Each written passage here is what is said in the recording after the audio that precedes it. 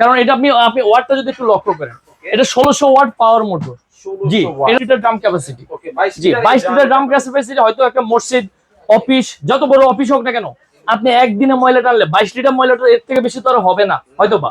তো এইখানে 22 লিটার পর্যন্ত ক্যাপাসিটি আছে। আমি যদি আপনাকে একটু ড্রামটা ওপেন করে দেখাই যে ময়লাটা, এত বড় ড্রাম হাতে নিয়ে ক্যারি করব খুবই ঝামেলা ভাই। না এটা তো ভাই এই যে চাকা সিস্টেম ভাই, হুইল সিস্টেম। এই যে এই যে দেখেন, এই যে মন চাইলে আপনি টেনে টেনে নিয়ে যাবেন যেখানে মন চাই।